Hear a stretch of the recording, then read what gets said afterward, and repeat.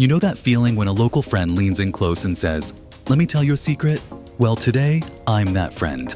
After months exploring Brazil, bunking with local guides, shooting the shit in hidden cafes, haggling in neighborhood markets, places most tourists wouldn't sniff at, I've uncovered some of the most incredible secrets this country has been keeping. And trust me, what I discovered completely changed how I view this magnificent country, transforming my understanding of what authentic travel really means.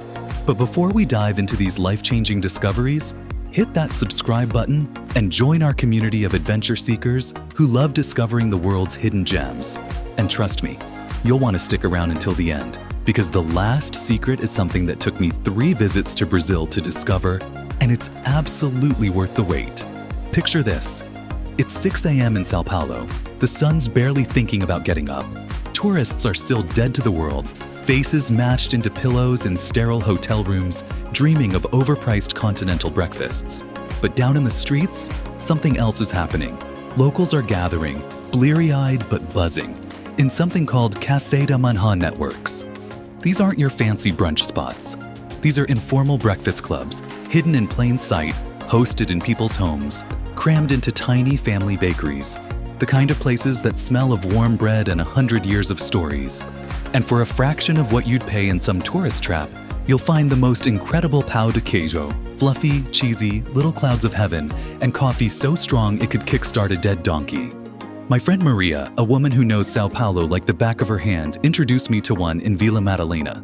The place was packed, a symphony of clinking cups and Portuguese chatter, and that homemade requeijão, creamy, tangy, a little bit sweet. I still dream about it. Everyone knows about Rio's carnival. The feathers, the glitz, the parade, the sheer overwhelming spectacle of it all. It's a party, sure, but it's a party for tourists. Here's what the locals, the ones who really know how to celebrate, do. They head to Salvador, but not for the main carnival. 2 weeks before the madness descends on Rio, Salvador's neighborhood blocos erupt. These are community-led street parties, raw, unfiltered, fueled by pure joy and a healthy dose of cachaca. It's not just about timing, though. It's about knowing which blocos to join. The ones tucked away in the back streets, the ones where the music is loud and the dancing is frantic. The ones where you'll find the real heart of Brazilian celebration, the kind that gets under your skin and stays with you long after the music fades. Next is Florianópolis. Beautiful island, stunning beaches. Everyone flocks to Praia Mole, Joaquina. And yeah, they're nice, but they're also packed with sunbathers, vendors hawking their wares, tourists slathered in sunscreen. Forget those. The real magic is hidden. A couple of local surfers, guys with sun-bleached hair and eyes that had seen a thing or two, took me under their wing. They showed me their secret spots, tucked away on the north of the island, accessible only through unmarked trails that snake through the jungle. I'm talking pristine beaches, white sand, turquoise water, the kind of places where you might be the only person there all day, just you and the sound of the waves. The most incredible one, well, I promised I wouldn't name it. Let's just say it involves a hidden trail behind the third fishing village north of Ingleseas Beach. You'll have to find the rest yourself. And trust me, it's worth the effort.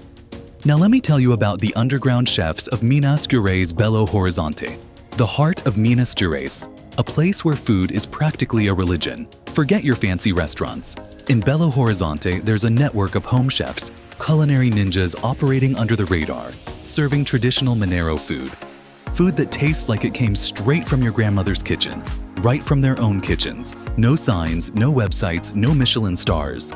Just WhatsApp numbers passed between friends, whispered recommendations, a secret handshake of flavor. The best feijoada I've ever had, rich, smoky, a symphony of pork and beans, was cooked by Dona Ana, a woman who's been perfecting her recipe for 40 years. Her kitchen was small, cluttered, filled with the aroma of simmering spices. It was a meal that nourished not just the body, but the soul. Next up, the Amazon's hidden markets. The Amazon, a place of myth and legend, a place where the river breathes and the jungle whispers secrets. Everyone visits the Vero Peso market in Belém. It's big, it's colorful, it's an assault on the senses. But the real treasures, the stuff you won't find in any guidebook, are hidden in the early morning riverside markets. You gotta get up early for this one. Arrive at 4 a.m. when the sky is still black and the air is thick with humidity, and you'll see boats arriving, piled high with the bounty of the rainforest. Fresh acai, so thick and purple it looks like velvet. exotic fruits you've never even heard of, let alone tasted, and indigenous herbs that aren't sold anywhere else, remedies passed down through generations. This is the real Amazon, raw and untamed. Next is the Rio's secret sunset spot, Rio de Janeiro, the Cidade Maravilhosa. Everyone goes to Sugarloaf Mountain for the sunset. And yeah, the view is spectacular, but it's also crowded, full of tourists jostling for position, snapping selfies, blocking the view. Forget Sugarloaf. Local photographers, the guys who know every angle, every hidden corner of this city, showed me a secret spot, a hidden viewpoint tucked away in the Vidigal favela. Don't let the word favela scare you. This place is completely safe, free to access, and the view, it'll blow your mind. Even better than Sugarloaf. You'll often find yourself sharing the sunset with local musicians, jamming out, having an informal rota de samba, the rhythm of the music blending with the colors of the sky. Now, let me tell you about the Pantanal's local guides. The Pantanal, the world's largest tropical wetland, a place teeming with wildlife, a paradise for nature lovers. Tourists book expensive tours through agencies, crammed into buses, following predetermined routes. But the locals, the ones who really know this land, well, they do things differently. They hire Pantaneros cowboys who've lived in the Pantanal their whole lives, guys who can track a jaguar by its paw print, who know the secrets of the rivers and the whispers of the wind. These guys will take you to places no tour bus can reach, show you things you wouldn't see on any organized tour. The key is to skip the tourist traps, head to the small dusty bars in Miranda or Carumba. You know, the kind of places where the beer is cold and the stories are tall, and make friends with the locals. That's where you'll find your Pantanero. Next up, Bahia's secret waterfalls, Chapada Diamantina, a land of breathtaking waterfalls cascading down sandstone cliffs, shimmering in the sunlight. Everyone visits the famous ones, the ones you see in all the brochures, but the real magic, the truly special spots, are hidden. Local hikers, guys who know these mountains like the back of their hand, introduced me to a network of secret falls near Lançois. These spots are so secretive that you won't find them on any map. They're part of the oral history of the region, passed down through generations, whispered from friend to friend. You'll need a local guide, someone who knows the trails, someone who understands the rhythm of this land, to find them. And when you do, well, let's just say it's an experience you won't forget. Next is the real Brazilian barbecue. Brazilian barbecue. Everyone knows about churrascarias, those all-you-can-eat meat fests. They're fine, I guess, but they're not the real deal. In Rio Grande do Sul, the heart of Gaucho country, locals gather for something called Fogo de Chão. Traditional barbecues where the meat, and I mean mountains of meat, is cooked directly on the ground over an open fire, the smoke infusing it with a flavor you just can't replicate. These gatherings usually happen on farms outside the city, under the vast open sky. Getting invited to one is like being welcomed into a family.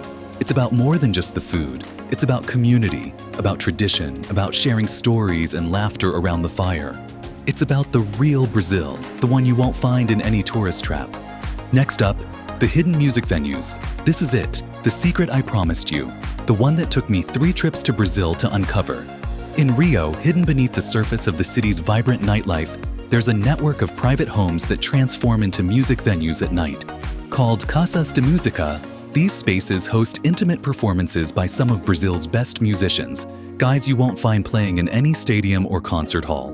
The music is raw, the energy is electric, the atmosphere is unlike anything I've ever experienced. The locations change weekly, a constantly shifting landscape of sound and rhythm. You won't find these places advertised anywhere. You need a local's phone number, a whispered address, a little bit of luck to get in.